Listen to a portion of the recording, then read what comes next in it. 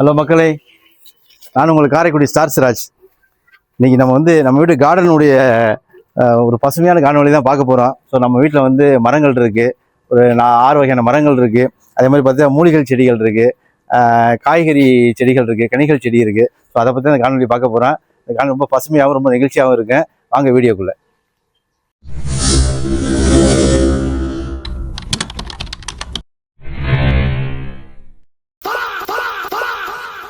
வாங்க நம்ம கார்டனை பார்க்கலாம்.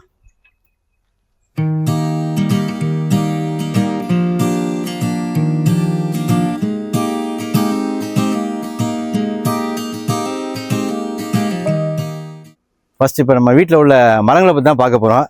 இது பார்த்தீங்கன்னா மலைவேம்பு. ஸோ இது விதை நம்ம மதுரையிலேருந்து எங்கள் ஃப்ரெண்டு கொடுத்தாப்புல.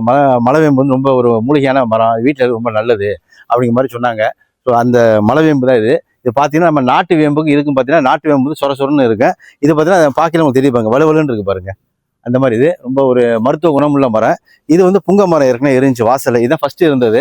இது பெரிய தூரா இருந்து பெரிய மரமா இருந்துச்சு. அப்புறம் திடீர்னு தூர் ஏதோ பூச்சி ஏறி பட்டு போச்சு. அதுலேருந்து ஒரு சின்ன ஒரு இது மாதிரி செடி மாதிரி வந்ததுலேருந்து இது கரெக்டாக நம்ம கவாத்து பண்ணி விட்டு இப்போ நல்லா நிழலாக இருக்குது. ஸோ இந்த ஏரியாவில் அதிகமாக யாருக்கும் நிழல் இல்லை, நம்ம வீட்டில் இருக்குது. அதனால் வண்டி வாசி நம்மளே வச்சுக்கிறது ரொம்ப ஈஸியாக இருக்குது. இப்போ இந்த நாட்டு வேம்பும் புங்க மரம் இருக்குது. அடுத்த மரத்தை பார்க்கலாம். இப்போ நம்ம வீட்டுக்குள்ளே இந்த ஒரு மரம் இருக்குது. இது கிரேப் மாங்கான்னு சொல்லுவாங்க. அதாவது ஒரு கிரேப் மாங்கானா ஒரு வித்தியாசமாக இருக்கும், சப்பட்டை மாதிரி இருக்குது, சப்பட்டை பழம் மாதிரி இருக்கும். இது நல்லா இருக்குது. இது பெரிய மரமாக இருந்துச்சு. பெரிய மரமாக இருக்கையில் இது என்ன ஆச்சுன்னா, நம்மளுக்கு இப்போ இந்த கஜா புயல் வந்துச்சு பாருங்க. அப்போ அந்த இடத்துல இந்த மரம் அப்படியே சாஞ்சிருச்சு, வேரோட தூக்கி பிளாட்ஃபார்ம் தூக்கி இங்கே சாஞ்சிருச்சு. நம்மளுமே இப்போ விவரம் தெரியாமல் வீட்டுக்குள்ளே வச்சுட்டேன். பெரிய மரமாக இருந்துச்சு. இப்போ அந்த டைப் நம்ம கவாத்து பண்ணி விட்டேன். கவாத்து கொஞ்சம் ஒரு 2 வருஷம் காப்பு கம்மியாக இருந்துச்சு. இந்த டைப் நல்லா இருக்குது. மாங்காய் கூட இந்த கடை இதுதான் அந்த கிரேப் மாங்காய் இந்த இருக்கு பாருங்க.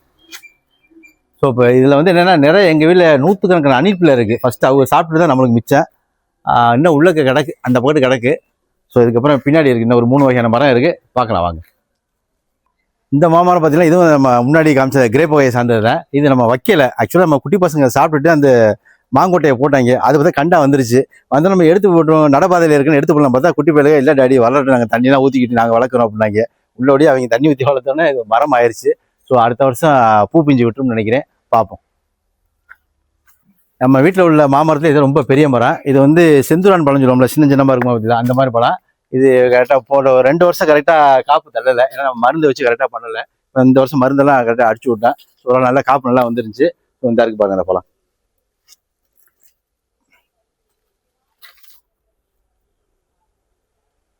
நம்ம வீட்டு பின்னாடி பார்த்தீங்கன்னா கொள்ளையில் ஒரு 5 வகையான மாமரம் தான் வச்சுருந்தேன். அது இந்த கஜா புயலில் வச்சுருந்தப்ப அந்த ஒரு பேயாட்டம் ஆடி காற்றுல மரம் எல்லாம் டேமேஜ் ஆயிடுச்சு. ஸோ நம்ம முன்னாடி அந்த கிரேப் மாங்காய், இந்த செந்தூரான இன்னும் ஒரு பெரிய மரம் இருந்துச்சு, அதுவும் சாஞ்சிருச்சு. இது சப்பட்டைன்னு சொல்லுவாங்க. ஒரு மாமரத்தில் ஒரு சப்பட்டை மாங்காய் நல்லா பெருசாக இருக்கும். ஸோ அது விழுந்ததுக்கப்புறம் அது ரொம்ப ரேரான பழங்கள்னு சொன்னாங்க. அதே மாதிரி வேற ஒரு கண்டு வாங்கி வச்சுருக்கேன். இப்போ தான் வந்துக்கிட்டு இருக்கு. அப்படியே வாங்க. இது ஒரு முக்கியமான மரம். இது மாமரத்தில் இது பார்த்தீங்கன்னா காசா லட்டுன்னு சொல்லுவாங்க. ஸோ அந்த வகையை சார்ந்தது. இது வச்சதுலேருந்து காய்க்கவே இல்லை. கிட்டத்தட்ட ஒரு ஸ்டார்டிங்கில் கொஞ்சம் காய்ச்சிச்சு. அது என்னன்னே தெரியல, அப்படி சுத்தமாக காப்பே இல்லாமல் இருக்குது. மறுபடியும் நம்ம இங்கே ஒரு ஐயா ஜெயங்கொண்டாலேருந்து ஒரு ஐயா வருவாங்க. அவங்க நம்ம கார்டனை பராமரிப்பாங்க. அவங்க பார்த்துட்டு மறுபடியும் மரத்தை ஃபுல்லாக கவாத் பண்ணிடுங்க, அதுக்கப்புறம் வரையில் வரட்டுன்னு சொல்லி விட்டுருக்கேன். அவ்வளோதான். கவாத் பண்ண இப்போ தலைஞ்சிருக்கு. இது காசா லட்டு. நம்ம வீட்டிலே வந்த மரங்களே என்ன டேஸ்ட் பண்ணி நம்ம பார்க்காது இந்த மரம் தான். பார்த்து பார்ப்போம், நெக்ஸ்ட் இயர் பார்ப்போம், காய்க்குதான்னு பார்ப்போம். நம்ம வீட்டு பின்னாடி அதே மாதிரி பார்த்தீங்கன்னா 2 புலா நிற்கிது, நாட்டு புலா. அது நம்ம செடியெல்லாம் வைக்கலை. நம்ம வெளிலேருந்து வாங்கிட்டு வந்த புலாயை சாப்பிட்டுட்டு, அந்த சுளையை சாப்பிட்டுட்டு விதையை பின்னாடி போட்டோம். அது மரமாக வந்துருச்சு. அப்படியே அது வரையில் வர நம்ம தண்ணி ஊற்றி விட்டு அதுதான். இதுவும் நல்லா ஓரளவுக்கு ஒரு 2 வருஷத்துக்கு முன்னாடி நல்ல காப்பு. எப்படி பார்த்தாலும் இதில் ஒரு 30 காய்கிட்ட எடுத்துருப்போம். நாங்கள் ஒரு 2 இடத்துல மிச்சம் பூரா விலைக்கு கொடுத்துட்றது. ஸோ இது ஒரு 2 புலா நிற்கிது. இப்போ நம்ம மாமரம் பூரா பார்த்தேன். அதுக்கப்புறம் பார்த்தீங்கன்னா இப்போ கனி வகைகளில் பார்ப்போம். ஸோ கொய்யா ஒன்று, இது நம்ம சீனி கொய்யா. இது நான் கேட்டு ஒரு தோட்டத்தில், குன்றக்குடி தோட்டத்தில் கேட்டே வாங்கினேன். எல்லாமே கொய்யான்னு சொல்லி சீனி கொய்யான்னு கொடுத்துறாங்க. ஆனால் வச்சது காய் பண்ணதுக்கு பதிலாக நாட்டு கொய்யா, சாதா கொய்யாவாக தான் இருக்குது. இது ரோஸ் கொய்யா. ஆக்சுவலாக இந்த ரோஸ் கலரில் இருக்கும்ல, சீனி கொய்யான்னு சொல்லிட்டு ரோஸ் கொய்யா காயாக இருக்குது. அடுத்து பார்ப்போம். நம்ம கொய்யா பார்த்தேன். கொய்யா பார்த்ததுக்கப்புறம் இது பார்த்தீங்கன்னா மாதுளை, நாட்டு மாதுளை. ஏற்கனவே இல்லை காயெல்லாம் வந்துருச்சு. சின்ன செடி தான், அந்த காய் நிறையா வந்துருச்சு. இடையில அந்த எறும்பு வந்து கூடு கட்டி இலையெல்லாம் வெள்ளையாக ஒரு மசுனா மாதிரி வந்துருச்சு. அதையும் கொஞ்சம் கவாத் பண்ணி விட்டான். ஸோ அதுக்கப்புறம் கொஞ்சம் காப்பு கம்மியாக இருந்துச்சு. அதுக்கப்புறம் இப்போ தான் பிஞ்செல்லாம் விட்டுருக்கு. வரட்டும் பார்ப்போம். இன்னும் ஒரு மாதம் 40 நாள் எப்படி காய் பெரிய காயாக வந்துடும். இது வந்து சீத்தா மரம். இந்த சீத்தா மரத்தில் வந்து காய் பார்த்தீங்கன்னா எப்படி பார்த்தாலும் ஒரு 500-600 காய் வந்திருக்கேன். நாங்கள் சாப்பிட்ட விரல விட்டு என்னென்னு பார்த்தீங்கன்னா ஒரு 10 காய் தான். அணில் பிள்ளை தான் காலி பண்ணாங்க. ஸோ இந்த இருக்குது, இந்த மாதிரி சின்னமாக இருக்குது பாருங்கள். இந்த சைஸில் இருக்குது. இன்னும் கொஞ்சம் பெருக்கட்டும் அப்படின்னு சொல்லிட்டு கொஞ்சம் பெருக்கையில் இந்த இருக்குது பாருங்கள். பெருத்துறோம். கொஞ்சம் பெருத்ததுக்கப்புறம் பார்த்தீங்கன்னா அதை பறிப்போம்னு நினச்சிருக்கல மறுநாள் அணில் பிள்ளை காலி பண்ணிட்டு போயிடும். சரி இப்போ சாப்பிட்டு விட்டுன்னு விட்டால் அதை கம்ப்ளீட்டாக காலி பண்ணிடுவாங்க. ஸோ அதோடைய விதைகள் வந்து இந்த ஏரியா ஃபுல்லாக நிறைய சீத்தாப்பழம் நிறையா வந்துருந்துச்சு. என் ஃப்ரெண்ட்ஸ் எல்லாம் அந்த கண்டு நிறைய பேர் வாங்கிட்டு போயிருக்காங்க. ஸோ நாங்கள் சாப்பிட்டது ஒரு 10 பழம் தான் இருக்குது. இது வந்து சப்போட்டா மரம். இதுலேயும் நிறையா காய் நிறையா வந்துருந்துச்சு. இப்போ கொஞ்சம் காப்பு கம்மியாக இருக்குது. இதே கிட்டத்தட்ட ஒரு 6 கிலோ 7 கிலோ வந்துருங்க. நம்ம ஒரு கிலோ நம்மளுக்கு தேவைக்கு எடுத்துக்கிட்டு மற்றப்புறம் நம்ம வந்து வெளியில் விற்கலை. நம்ம ஃப்ரெண்ட்ஸுகளுக்கு, நம்ம ரிலேட்டிவ், பக்கத்து வீடு, எங்கள் ஆச்சிமாருங்க அவளுக்கு பூரா வந்து இதை கொடுப்பேன் நிறையா. இப்போ சின்ன காயாக இந்த சின்ன காயாக இருக்குது. நல்லா உருட்டையாக நல்லா இந்த சைஸில் வந்தோம்னா பறிக்கிறது. ஆனால் அணில் பிள்ளை வந்து அதை கடிக்கிற அளவுக்கு இதை டச் பண்ணலை. என்னன்னு தெரியல. பக்கத்தில் தான் இருக்குது. பட் அதுக்கு தான் அவளுக்கு ரொம்ப டேஸ்ட் பிடிச்சிருக்கு உங்களுக்கு. ஆனால் இது நல்லா இருக்குது. நிறையா இதுவும் நல்லா காய்ச்சிருக்கு. அடுத்து பார்த்தீங்கன்னா நம்ம வீட்டு கார்னரில் 2 தென்னை மரம் தான் வச்சுருக்கேன். பட்டுக்கோட்டை மரம். ரொம்ப ஹைட்டு கிடையாது. இது மிஞ்சி போனால் ஒரு 15 அடி தான். இது 2 மரம் நிற்கிது. இதில் இப்போ வெயில் நிலையத்தில் நல்லா இளநீ எங்களுக்கு ரொம்ப யூஸ் ஆச்சு. இப்போ லாஸ்ட் மந்த் எங்கள் நோம்பு வந்துச்சு. கிட்டத்தட்ட அதில் வந்து ஒரு 60 70 இளநீ பறிச்சிருப்போம். ஃபஸ்ட் நம்ம தேவைக்கு நான் பண்ணிக்கிட்டேன். அதே மாதிரி அதையும் விற்கலை. அதையும் நம்ம லைசன்ஸு நோம்பு வச்சுருக்கவங்களுக்கு கொடுத்தேன். எங்கள் ஆட்சிமார்களுக்கு கொடுத்தேன். ஸோ இந்த கூட விழுந்திருக்கு. இந்த காய் இருக்குது, பறிக்கணும். தேங்காய்க்கு விழுந்து கிடந்துச்சு. நம்ம ஷூட் பண்ணையில் எடுக்க முடியல. இதை உரிச்சு வைக்கணும். எல்லாம் தேங்காய், வீட்டு தேங்காய். நம்ம வெளியில் வாங்க போயினா ஒரு காய் 30 ரூபா 35 ரூபா. எங்கள் ஊர் பக்கத்து பேராவரி காய் தான் வருது. இது நம்ம ஊர் காய்.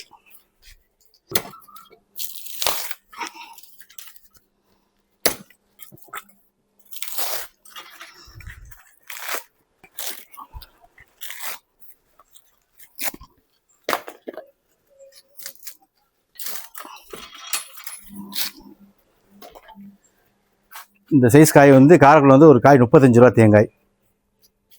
ஸோ இது நம்ம வீட்டு சமையலுக்கு நம்ம யூஸ் பண்ணிக்கிறோம், சட்னிக்கு, மற்ற இது. அடுத்து நம்ம காய் மரத்தில் என்ன பார்க்க போனோம்னா முருங்கை மரம். ஸோ இது வந்து திருப்பத்தூர்லேருந்து விதை வாங்கிட்டு வந்தேன். விதை வாங்கி வச்சு நான் போட்டு வளர்த்த மரம். அதில் ஒரு காய் வந்து ஒரு 2 அடிக்கு வரும். ஸோ காய் மேலே இருக்குது, பறிக்கலாம் வாங்க.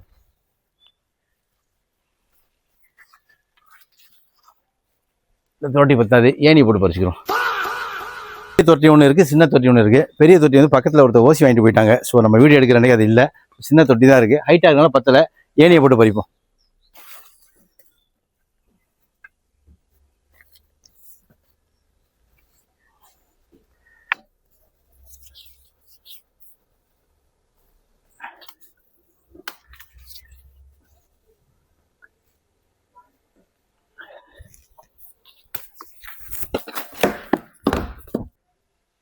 காய் நிறையா இருக்குது மேலே.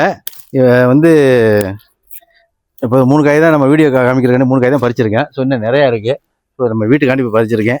நம்ம வீட்டில் உள்ள மரங்கள், இந்த காய்கள் பூரா பார்த்தீங்கன்னா இந்த மரங்களை வச்சுருந்ததுக்கு நான் உள்ளோட ரொம்ப புண்ணியம் பண்ணியிருக்கேன். ஏன்னு கேட்டிங்கன்னா நான் பெரும்பாலும் விற்கலை. இது என்னது, நம்ம போய் இந்த காய் வெளியில் போய் வாங்க போனால் கிலோ 30 ரூபா 35 ரூபா கேட்குறாங்க. நான் வாங்கினேன்னா என்ன கேட்குறாங்கன்னா ஒரு காய் 20 ரூபா சொல்கிறாங்க. இது என்னத்துக்கு அப்படின்னு சொல்லிட்டு என்னோடய ஃப்ரெண்ட்ஸு, மற்ற ஆளுகள் எல்லாருக்கும் இந்த காயிலேருந்து பழத்துலேருந்து நம்ம வீட்டில் என்ன வருதோ, வருஷம் என்ன கிடைக்குதோ நான் கொடுத்து பழகிட்டேன். அவங்களுக்கு வருஷம் நான் கொடுக்குறேன்னு ஆட்டோமேட்டிக் கேட்டுறாங்க. இது இப்போ நம்ம வீட்டுக்கு உள்ளது, நம்மளுக்கு உள்ளது. அடுத்து நம்ம ஒரு இடத்துக்கு போகிறோம். ஸோ என்ன கையில் அருவா வச்சுருக்கேன்னு பயந்துடாதீங்க. ஸோ நம்ம வாழை மரம் இருக்குது. வாழை மரத்தில் வந்து தார் தள்ளி கிட்டத்தட்ட ஒரு நெருங்கி ஒரு மாதம் ஆக போகுது. தார் தள்ளிட்டு காயெல்லாம் வந்துருச்சு. அதுக்கப்புறம் பூ கீழே இருக்குது. சின்ன அது கொஞ்ச நாளைக்கு வேணும்னு விட்டுட்டாங்க. நான் ஏற்கனவே வெட்டுறதுக்காண்டி போயிருந்தேன். அது கொஞ்ச நாளைக்கு அதுக்கு ஒரு சத்துக்காண்டி அந்த பூ வேணும்னு சொல்லிட்டாங்க, வச்சுட்டேன். இப்போ வந்து காய் வெளில தள்ளி காயாக நிற்கிது. பூ சின்ன பூவாக இருக்குது. ஸோ அதை எடுத்துருவோம். அதை அதுக்கு தான் தருவா, வேறு பயந்துடாதீங்க.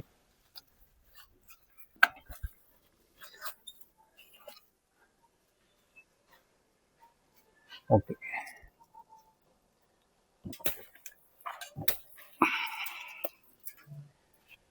பூ எடுத்துட்டேன். வேணுங்கிற அளவுக்கு ஒரு 6-7 சுத்து காய் வந்துருச்சு. இதுக்கப்புறம் வந்து வெறும் பூவாக தான் வேஸ்ட்டாக தான் கொட்டேன். ஸோ இதை நம்ம சமையல் பண்ணி சாப்பிட்டுக்கலாம். அடுத்து நம்ம பார்க்குற வந்து மூலிகை சார்ந்த ஒரு செடியில் தான் பார்க்க போகிறோம். அதை வந்து என்னென்னு கேட்டிங்கன்னா, இப்போ இன்னொன்று விஷயம் அதுக்கு முன்னாடி ஒன்று பதிவு பண்ணிடுறேன். ஒரு வீடுங்கையில் கண்டிப்பாக ஒரு 3 வகையான மரம் கண்டிப்பாக இருக்கணும். கண்டிப்பாக வேம்பு இருக்கணும். 2வது வந்து முருங்கை வச்சுருக்கணும். சரியா? அதாவது இன்னொன்று வந்து நொச்சி செடி. இது 3மே இருக்கணும். இப்போ நம்ம வந்து வேம்பே உங்களுக்கு விவரம் சொல்லிட்டேன். முருங்கை நம்ம காய வச்சு காமிச்சிட்டேன். அதை நம்ம சூப் வச்சு சாப்பிட்டோம். முருங்கைக்கீரை வாரத்துக்கு ஒரு நாள் முருங்கைக்கீரை சூப் நம்ம வீட்டில் சாப்பிடுவோம். வாரத்தில் ஒரு 3 நாளைக்கு அன்றாட முருங்கை காய வச்சு நம்ம குழம்பு சாப்பிட்டுக்குருவோம். அடுத்து வந்து இந்த நொச்சி செடி. இது ஒரு மூலிகை செடி. இது ஆக்சுவலாக இது ஒரு நல்ல கொசு வெரைட்டின்னு சொல்லலாம். நேச்சுரலான கொசு வெரைட்டி. இது எப்படின்னு கேட்டிங்கன்னா, இந்த பச்சை இலையை பூரா வந்து கசக்கி நம்ம வந்து ஒரு பேப்பர் போட்டு எரித்து, இல்லை காஞ்சதோ இல்லை பச்சை இலையோ போட்டு ஒரு சாந்த சட்டி மாதிரி வச்சு எரிச்சு விட்டு படுக்கிற ஒரு வாரத்துக்கு முன்னாடி நம்ம வெளியில் ஒரு இடத்துல வச்சோம்னா அந்த புகைக்கு வந்து எதுவுமே கொசு எதுவுமே வராது. அதே மாதிரி சின்ன சின்ன வண்டுகள் எது வந்தாலும் வராது. அந்த மாதிரி இது. இதை தாண்டி இன்னொன்று என்னென்னா, இந்த மூட்டு வலி கால் வலி இதுக்கு பூரா வந்து இதை காய வச்சு அவிச்சு கட்டி அந்த வலியில் வச்சு கட்டோம்னா அந்த வலி போயிருப்பாங்க. அந்த மாதிரி ஒரு மகத்துவமான செடி இது.